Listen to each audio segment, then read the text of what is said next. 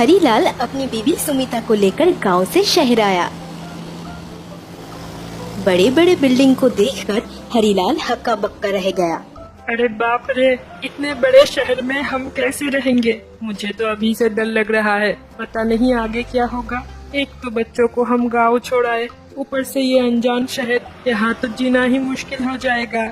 सुनिए जी, वैसे भी गांव में हमारे लिए कोई काम नहीं है। वहाँ भूखा रहने से अच्छा है हम यहाँ कोई काम करके पैसे कमा ले। जब हमारी परिस्थिति ठीक हो जाएगी तो बच्चों को भी यहाँ ले आएंगे। आप परेशान मत होइए। लेकिन हमें कौन नौकरी देगा? यहाँ ना हम किसी को जानते हैं, ना कोई हमें जानता है। हमें किसी को जानने की जरूरत नहीं। ये लो 2000 रुपए, जाकर बाजार से मैदा, सब्जी और आइसक्रीम लेकर आओ। इधर मैं परेशान हो गया हूँ और तुम्हें अभी खाने की पड़ी है। मुझे भूख नहीं लगी, पहले कुछ काम ढूंढ लेते हैं, बाद में सोचेंगे क्या खाना है। आप पूरी बात तो सुनिए, ये हमारे खाने के लिए नहीं है। आपको याद है मैंने एक बार घर पे आइसक्रीम चिकन रोल बनाया था, हमारे बच्चों को तो बहुत पसंद आया था।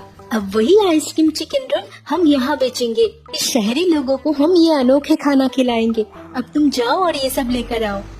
हरीलाल अपनी बीवी से 2000 रुपए लेकर बाजार गया सामान खरीदने। जिस दुकान पर गया वहाँ कालू नाम का एक पॉकेट मार खड़ा था। ये आदमी यहाँ नया लग रहा है, आज सुबह सुबह इसका पॉकेट ही मारूंगा। भैया, मुझे 3 किलो मैदा, 2 किलो चिकन, कुछ सब्जी और 10 आइसक्रीम का पैकेट देना। हरीलाल ये सब दुकानदार से बोल रहा था कि तभी कालू उसके जेब से 2000 रुपए चुरा लिया। ये लो तुम्हारा सामान, 1500 रुपए हुए। जैसे ही हरीलाल पैसे देने गया तो उसने देखा कि उसकी जेब खाली थी। अरे ये क्या, मेरे पैसे कहाँ गए? भाई साहब, मेरे पैसे नहीं मिल रहे। हे भगवान, अब मैं ये सब खरीदूंगा कैसे? बिना पैसों के सामान खरीदने चले आते हो, चलो जाओ यहाँ से। दुकान के सामने तमाशा मत करो, जेब में पैसे है नहीं और आ गए खरीदने। पता नहीं कहाँ कहाँ से चले आते हैं ये लोग। चलो जाओ जाओ। निराश होकर हरीलाल अपने बीवी के पास लौट गया। ये क्या, आप खाली हाथ क्यों लौटे हैं? जो सामान मैंने आपको ले आने को कहा था वो सब कहाँ है? तब हरीलाल ने जो हुआ सब कुछ बताया। मैंने कहा था ना, शहर में जीना मुश्किल है, अब तो गांव लौटने का भी पैसे नहीं है। अरे रुकिए जी, अभी सब कुछ खत्म नहीं हो गया, मेरे पास एक और तरकीब है। यह कहकर सुमिता ने अपने गले का हार उसे दिया। ये लीजिए, इसे बेचकर जो पैसे मिलेंगे उससे मैदा, आइसक्रीम और चिकन खरीद कर लाना। अभी थोड़ी देर पहले 2000 रुपए चोरी हो गया, अब तुम ये हार बेचने के लिए कह रही हो? नहीं नहीं, इतनी हिम्मत मुझ में नहीं है। मैं यहाँ रुककर बैग संभालता हूँ, तुम जाकर इसे बेच कर आओ। फिर सुमिता खुद एक सोने की दुकान जाकर उस हार को बेचकर कुछ पैसे से मैदा, चिकन, सब्जी खरीदा और बाकी जो पैसे बचे उससे एक फूड स्टॉल खरीदा। फिर उसको सड़क के पास लगाकर आइसक्रीम चिकन रोल बना के बेचने लगी। आइए आइए, गरम गरम आइसक्रीम चिकन रोल खाकर जाइए, बहुत ही स्वादिष्ट और सेहत के लिए अच्छा है ये रोल। ये आपको कोई 5 स्टार होटल में नहीं मिलेगा। एक बार खाएंगे तो बार बार खाने का मन करेगा। आइए आइए, जी भर के खाइए और अपनी भूख मिटाइए।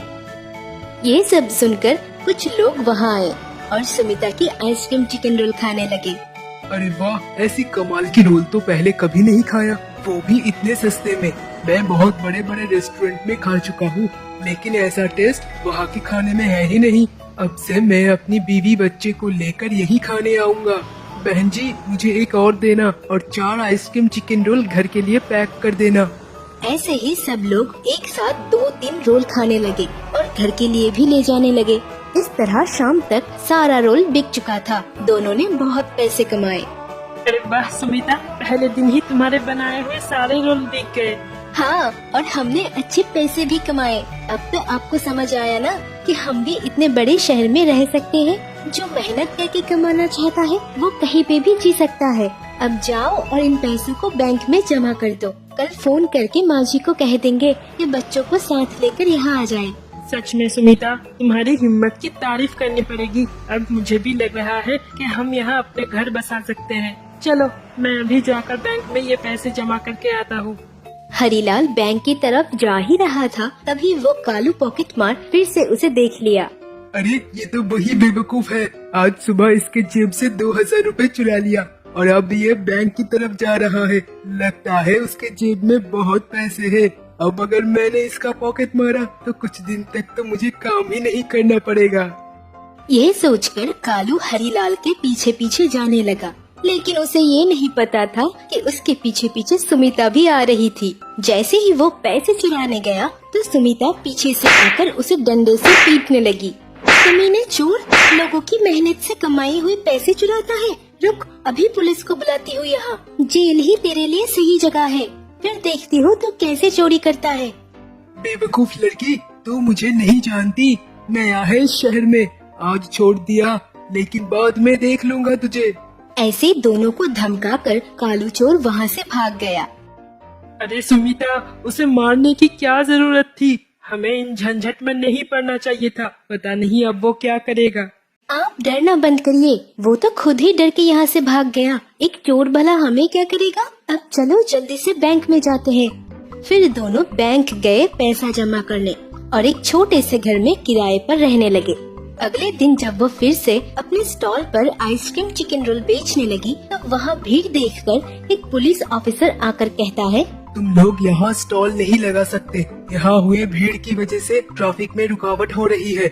हम लोग बहुत गरीब हैं सर, गांव में कोई काम नहीं है इसलिए शहर आ गई, और अब जब मेहनत करके पैसे कमा रहे हैं तो आप कह रहे हैं कि यहाँ स्टॉल नहीं दे सकते।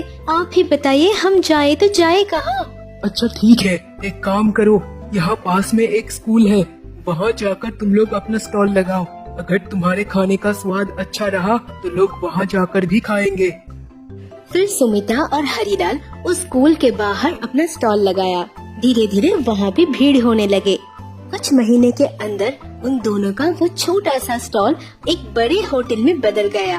अब उन लोगों के पास पैसों की कमी नहीं थी और सुमिता अपनी पति हरीलाल और बच्चों के साथ खुशी खुशी रहने लगी।